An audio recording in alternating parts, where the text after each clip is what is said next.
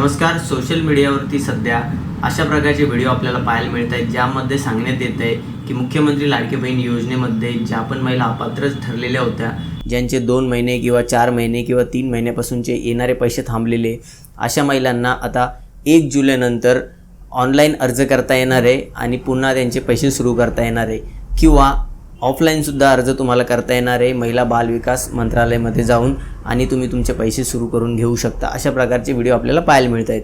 आणि जर ऑनलाईन अर्ज करायचा असेल, कारण ऑफलाईन करण्यासाठी लोक तेवढे कम्फर्टेबल नसतात, कारण ऑफलाईन अर्ज कुठं जायचं आहे, कसा भरायचा आहे, अर्ज काय असणार आहे, नमुना कुठं आहे, हे सर्व लोकांना कन्फ्युजिंग वाटतं. आणि त्याचमुळं जेव्हा आपण व्हिडिओ बघतो तेव्हा शेवटी सांगितलं जातं की जर तुम्हाला ऑनलाईन अर्ज करायचा असेल तर कमेंट बॉक्समध्ये एक वर्ड सांगितलं जातं, कोणताही लिंक लिहा किंवा अर्ज लिहा, अर्जाचा नमुना लिहा, असे काही मेसेजेस सांगितले जाते, जे टाईप करा, कमेंट करा, फॉलो करा, त्यानंतर तुम्हाला डायरेक्ट लिंक पाठवतो अशी माहिती मिळते. आणि लिंकसुद्धा येते, पण आपण जेव्हा ते लिंकवरती जातो, ओपन करतो, तेव्हा आपल्याला पाहायला मिळते की त्यांच्या स्वतःच्या ज्या वेबसाईट बनवलेल्या असतात त्या वेबसाईटची लिंक आपल्याला तिथे पाहायला मिळते आणि त्यामुळे त्यांचा फायदा होतो. कारण आपण त्यांच्या वेबसाईटवरती जातो, तिथं ज्या काही ॲड वगैरे लावलेल्या असतात त्या पण आपल्याला पाहायला लागतात आणि मग त्यांना त्या ॲडचे पैसे मिळतात. तर हे त्यांचा फायद्याची गोष्ट आहे, यामध्ये तुमचा कशालाही प्रकारचा फायदा नाही आहे. मग आता या ज्या लिंक सांगितल्या जात आहेत किंवा हा जो मेसेज सांगितला जातो आहे 1 जुलैनंतर हप्ते सुरू होणार आहेत, तर यामागचं सत्य काय आहे? आत्ता जे काही फायनल लिस्ट तयार झालेली आहे KYC नंतर,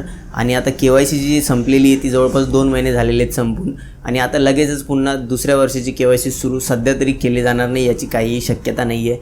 आणि 1 जुलैनंतर ज्या काही अपात्र ठरलेल्या महिला आहेत त्यांना पुन्हा KYC करता येणार आहे का किंवा त्यांच्यासाठी काही अर्ज काढण्यात येणार आहेत का, तर याबाबतची कुठल्याही प्रकारची ऑफिशियल माहिती सध्या तरी सांगण्यात आलेली नाही आहे. जर तुम्ही माझी रेग्युलर व्हिडिओ बघत असणार तर तुम्ही बघितलं असेल की जेव्हाही काही आपल्याकडे बेस असेल, म्हणजे दाखवण्यासाठी काही इन्फॉर्मेशन असेल, ती पण चांगल्या ट्रस्टेड प्लॅटफॉर्मची, तेव्हाच आपण त्याबाबत व्हिडिओ बनवतो आणि ती जी माहिती असते ती ट्रस्टेड असते. परंतु फक्त व्ह्यूजसाठी आणि आपलं चॅनल ग्रो झालं पाहिजे किंवा इंस्टाग्रामचे फॉलोअर्स वाढवण्यासाठी आपण कुठल्या प्रकारचे व्हिडिओ बनवत नाही.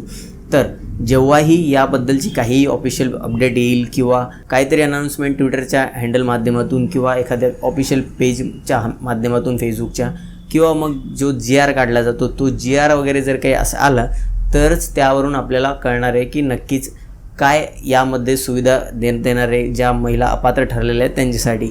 आता बऱ्याचशा महिला ज्या अपात्र ठरलेल्या आहेत त्या खरोखरच या योजनेमधून अपात्र झालेल्या आहे, म्हणजेच काय तर ते खरोखर काही असे निकष आहे ज्यामध्ये त्या बसत नाही आहे. बऱ्याचशा अशा महिला आहेत की ज्यांचं म्हणणं आहे की आमच्याकडे काहीच नाही आहे, आम्ही या निकषामध्ये बसतो, परंतु तरीसुद्धा आमचे हप्ते येणं बंद झालेले आहेत. तर तशा महिलांसाठी एक तुम्ही तक्रार करू शकता.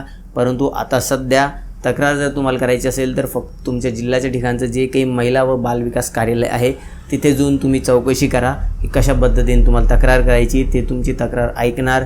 जर काही त्यासाठी अर्जाचा नमुना वगैरे असेल तर तो तुम्हाला ते तिथंच देणार, तिथंच तुम्हाला तो जो नमुना देण्यात येणार आहे त्यावरती अर्ज करायचा आहे आणि त्यानंतर तुम्ही कंप्लेंट करू शकता. जर तुम्हाला वाटत असेल की जे काही योजनेचे निकष आहे त्यामध्ये आम्ही बरोबर बसतो तरच अर्ज करण्याचा प्रयत्न करा, नाहीतर तुमचा वेळ जाणार आणि तुमचा काही फायदा होणार नाही. आता सध्या तुम्हाला ऑनलाईन जे काही अशा प्रकारचे व्हिडिओ पाहायला मिळत आहेत त्याचं एवढंच एक कारण आहे की लिंक घेण्यासाठी फॉलो करावं लागतं आणि त्यामुळे काय होतं तर यांचे फॉलोअर्स वाढतात आणि लिंक जेव्हा भेटते आपण त्या लिंकवरती एकदा तरी जाऊन पाहतोच. लिंकवरती एकदा गेलो म्हणजे त्यांचे आपण जे बनवलेले वेबसाईट असतात पर्सनल वेबसाईट्स त्यावरती आपण जातो आणि तिथे जे काही ॲड वगैरे लागलेले असतात त्यामुळं त्यांचा तिथं फायदा होतो. तर 2 गोष्टीचा फायदा होतो, पण हा होतो फक्त व्हिडिओ बनवणाऱ्यासाठी. तर जे व्ह्यूअर्स आहेत, जे बघणार आहेत त्यांच्यासाठी कसल्याही प्रकारचा फायदा नाही. कारण आता सध्या खूप दिवसापासून 3-4 महिन्यापासून लाडकी बहीण योजनेचे हप्ते आले नाही, 3 महिन्याचे आले नाही, 2 महिन्याचे आले नाही, या महिला अपात्र, या महिला पात्र, अशा भरपूर व्हिडिओ बनलेले आहेत आणि ही चर्चा खूप सध्या सुरू आहे. आणि म्हणूनच त्याच्या पाठोपाठ आता अशा प्रकारचे व्हिडिओ येतात की मग आता ज्यांचे पैसे नाही आलेले आहेत त्यांच्यासाठी काय पर्याय आहे. तर सध्या अजून शासनाच्या माध्यमातून काही पर्याय काढण्यात आलेला नाही आहे. कारण जर तुमचं नाव या योजनेतून कमी करण्यात आलेलं आहे तर शासनसुद्धा त्यामागे 4-6 महिने 1 वर्ष तरी नक्की घेणारच आहे. तुमचे 2 महिन्या पहिले नाव बाद करण्यात आलं आणि आता लगेच पुढच्या महिन्यामध्ये पुन्हा तुम्हाला ॲड करण्यात येईल अशातला प्रकार नक्कीच होणार नाही आहे. कारण मुख्यमंत्री जे होते त्यांनीसुद्धा सरळ सांगितलं होतं की आम्ही असं गृहीत धरलेलं आहे सध्या की ज्या पण महिलांनी KYC केली नाही मुदतवाढ देऊनसुद्धा ते कुठल्या ना कुठल्या एखाद्या निकषमध्ये बसत नाही आणि म्हणून त्यांनी KYC केली नाही असं त्यांनी गृहीत धरलेलं आहे आणि नाव यादीतून कमी करण्यात आलेले आहे. आता तुमचं जर खरोखरच जेन्युइन काही कारण होतं आणि तुम्हाला KYC करायची राहिलेली आहे तुमच्याकडनं झाली नाही म्हणा किंवा तुम्ही सेंटरपर्यंत पोहोचले नाही, काही कारणामुळे जर तुमची KYCच फक्त राहिलेली आहे आणि म्हणून जर तुमचे हप्ते बंद झाले असतील तर तुम्ही नक्कीच कंप्लेंट करू शकता. परंतु त्यासाठी तुम्हाला महिला व बालविकास कार्यालय जे आहे तिथे जाऊनच कंप्लेंट करायची आहे. तर ऑनलाईन सध्या कुठल्याही प्रकारची तक्रार वगैरे केली जात नाही आहे. आणि जे काही ऑफिशियल वेबसाईट आहे त्यावरती जरी तुम्ही जाऊन बघितलं, आता सध्यासुद्धा मी तुम्हाला व्हिडिओच्या डिस्क्रिप्शन बॉक्समध्ये त्या वेबसाईटची लिंक देणार आहे, त्यावरती तुम्ही क्लिक करा. तिथं एक अर्जदार लॉग इनचं ऑप्शन असतं. उजव्या साईडला वरती 3 ऑप्शन आहे, त्यापैकी 3rd नंबरचं जे काही ऑप्शन आहे तिथं अर्जदार लॉग इनचं ऑप्शन आहे, त्यावरती क्लिक करून आपल्याला लॉग इन करायचं असतं. लॉग इन करण्यासाठी तुमचा मोबाईल नंबर जो असतो, रजिस्टर्ड मोबाईल नंबर, तो टाकायचा असतो आणि एक पासवर्ड टाकायचा असतो. आता कुठल्याच महिलाकडे जवळपास पासवर्ड तर नाहीच आहे, ठीक आहे. तर त्यासाठी खाली ऑप्शन असतात, 3 ऑप्शन असतात, त्यापैकी 2 नंबरचं ऑप्शन असतं की पासवर्ड आम्ही विसरलो आहे, त्या फॉरगेट पासवर्डवरती आपल्याला क्लिक करायचं असतं आणि तिथून आपल्याला मोबाईल नंबर टाकायचा असतो, एक OTP घ्यायचा असतो, त्यानंतर पासवर्ड रिसेट करायचा असतो आणि मग आपल्याला लॉग इन करायचं असतं. परंतु ही जी प्रोसेस आहे ती सध्या पोर्टलवरती होतच नाही आहे. एकतर एरर दाखवलं जाईल, समथिंग एरर म्हणून काही दाखवलं जाईल जर तुम्ही OTP घ्यायला गेला तर, आणि एखाद्या वेळेला वेबसाईट जर OTP सेंड झाला दाखवत असेल तरीसुद्धा तुमच्या रजिस्टर्ड जो मोबाईल आहे त्यावरती OTPच येणार नाही.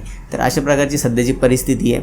ऑनलाईन काही कंप्लेंट करायला तुम्ही जात असाल तर तीसुद्धा वेबसाईट चालत नाही आहे. म्हणजेच काय, तर ऑनलाईन कंप्लेंट सध्या होणं शक्य नाही आहे. जर तुम्हाला खूपच गडबड असेल आणि जर तुम्हाला अर्जच करायचा असेल, काही तुम्हाला चौकशीच करायची असेल की आमचे हप्ते काच बंद झाले, कारण ऑनलाईन तर सध्या काहीही पाहण्याचं ऑप्शन नाही की कशामुळे बंद झालेत, तर तुम्हाला फक्त तुमचं जे नजीकचं महिला व बालविकास कार्यालय आहे, प्रत्येक जिल्ह्याच्या ठिकाणी असतं, तिथं जायचं आहे आणि तिथून तुम्हाला चेक करून घ्यायचं आहे की नाव तुमचं योजनेमधून कोणत्या कारणामुळे कमी करण्यात आलेलं आहे. जर ते कारण तुम्हाला कळलं आणि तुम्हाला जर वाटत असेल की हे कारण बरोबर आहे तर तुमचं नाव या योजनेतून कायमस्वरूपीचं कमी केलं जाणार आहे. आणि जर तुम्हाला वाटत असेल की जे काही कारण सांगितलं जातं आहे ते चुकीचं आहे, आमचं तर असं नाही आहे, समजा तिथे लिहिलेलं असेल की इथं ITRमध्ये तुमचं नाव आहे, तुमचे मिस्टर ITR भरतात किंवा स्वतःचं सुद्धा नावाने ITR गेलेले असतात काही काही महिलांचे, तर तसं काही असेल आणि तुम्हाला वाटत असेल की हे चुकीचं आहे, एखाद्या वेळेस काही एररमुळं असं होऊ शकतं की ज्यांच्याकडे ITR नाही आहे पण तरीसुद्धा दाखवलं जातं की ITRमुळे तुमचं नाव कमी करण्यात आलं, तर जर असं काही असेल तर मग तुम्ही कंप्लेंट करू शकता.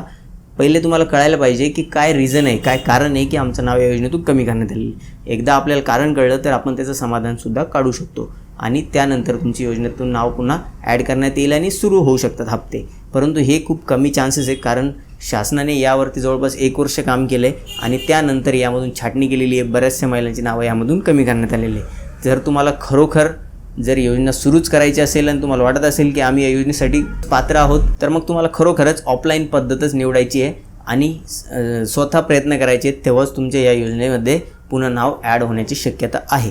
परंतु ऑनलाईन कुठल्याही प्रकारचं सध्या पोर्टल सुरू करण्यात नाही आलेलं आहे किंवा एखादी विंडो ओपन नाही करण्यात आलेली की जिथून तुम्ही कंप्लेंट वगैरे करू शकता, किंवा अशा कुठल्याही प्रकारचा अर्जाचा नमुना नाही आहे जो तुम्ही भरून कुठं नेऊन जमा करू शकता. तर बघा, हा एक खूप आपण डिटेल व्हिडिओ बनवलेला आहे. एका छोट्याशा मुद्द्यावरती आपण एवढा मोठा व्हिडिओ कधी पण बनवत नाही तसं तर, परंतु खूप जास्त महिलांचे प्रश्न आहेत, कमेंटमध्ये विचारले जात आहेत की या महिन्यापासून आले नाही, त्या महिन्यापासून आले नाही, आणि म्हणून आपण हा एक डिटेल व्हिडिओ बनवतो आहे. तर सांगण्याचा उद्देश एवढाच आहे की लाडकी बहीण योजनेमधून ज्या पण महिलांची नावं कमी करण्यात आलेले कुठल्याही कारणासाठी असेल त्यांच्यासाठी सध्या कुठलाही ऑप्शन नाही आहे पुन्हा नाव ॲड करण्यासाठीचं.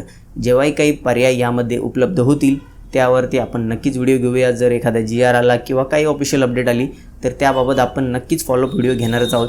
तोपर्यंत एकच काम करायचं आहे, आपल्या चॅनलला सबस्क्राईब करून ठेवायचं आहे. जर आपल्याला संपूर्ण दिलेली माहिती आवडली असेल तर व्हिडिओला नक्की लाईक करा. भेटूया नवीन माहितीसह नवीन व्हिडिओमध्ये. तोपर्यंत धन्यवाद.